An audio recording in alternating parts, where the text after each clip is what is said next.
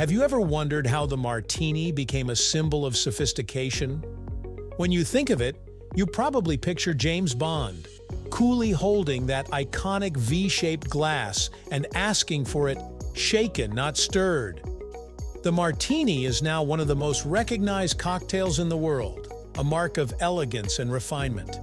But behind its glamorous image is a fascinating history, one that starts not in a sleek bar, but in the world of medicine, right here on History of Simple Things.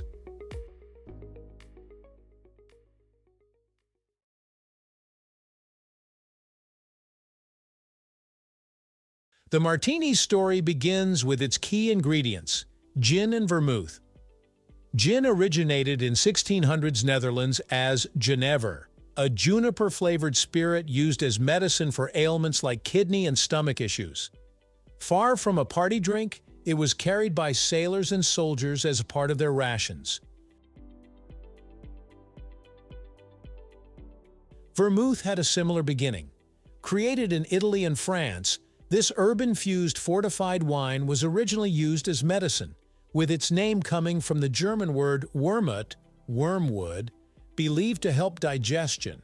Early apothecaries prescribed it for everything from fevers to stomach issues, so when gin and vermouth finally came together in a cocktail, they brought centuries of medicinal history with them. The martini's origin is unclear, but one popular story links it to the California Gold Rush.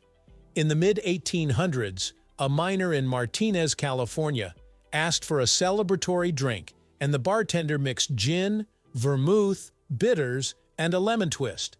When asked what it was called, he simply replied, Martinez.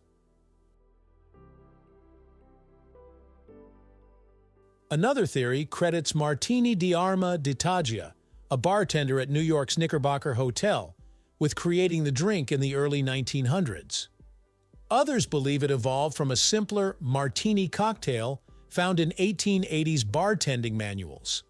Whatever the truth, by the early 20th century, the martini had made its mark. The martini we know today, clear, crisp, and bracingly dry, is very different from its sweeter ancestor. Early martinis were made with sweet vermouth and Old Tom gin, which was heavier and sweeter than modern London dry gin. Over time, as palates changed, bartenders began using dry vermouth and drier styles of gin, creating what we now call the dry martini. During Prohibition in the 1920s, the dry martini surged in popularity as bootleg gin's harshness was softened by a splash of vermouth. What began as a refined pre-dinner drink became a symbol of rebellion in hidden speakeasies and secret parties. After Prohibition ended in 1933, the martini entered a golden age, embraced by Hollywood and glamorized by icons like Humphrey Bogart, Lauren Bacall, and later James Bond, cementing its place in pop culture.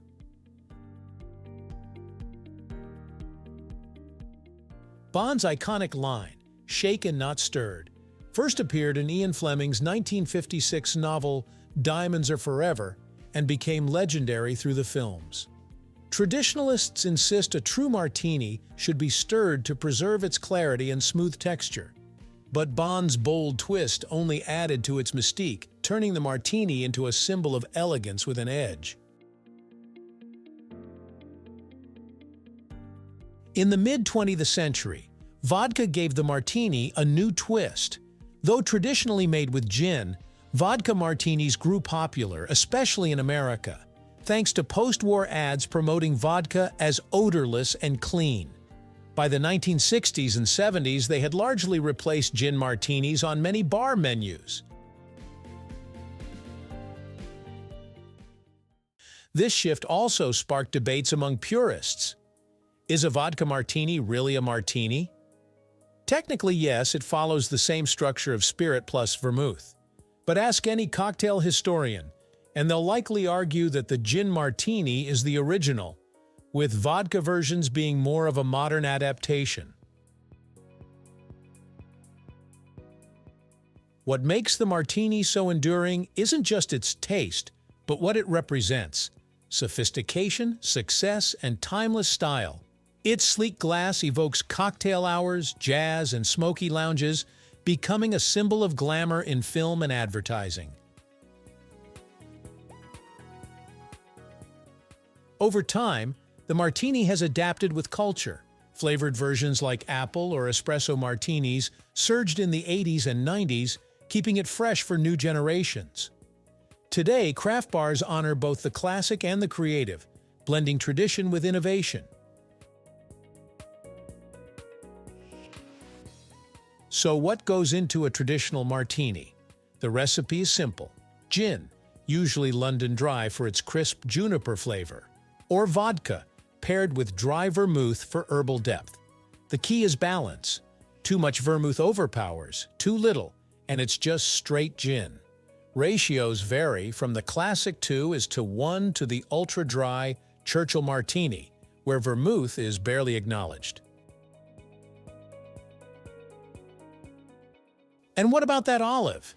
It's not just for show. The briny flavor adds a savory contrast to the drink's dryness. Some say it began as a way to cut bitterness or add elegance, but whatever the reason, the olive is now part of the martini's identity. The eternal debate: shaken or stirred?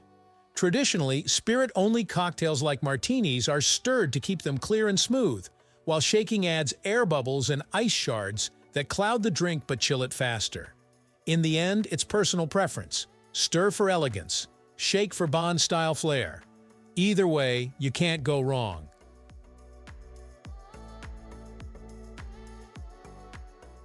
So the next time you see that sleek glass with its glimmering contents, remember, the martini is more than a drink, it's a timeless icon. Craft bars blend tradition with creativity. Infused gins, artisanal vermouths, and bold garnishes. From its medicinal roots to its status as a cultural symbol, the martini's evolution shows how traditions can transform into art and ritual. Thank you for watching. If you have suggestions for our next video, feel free to share them in the comments below. We'll be sure to give you an acknowledgement for your contribution.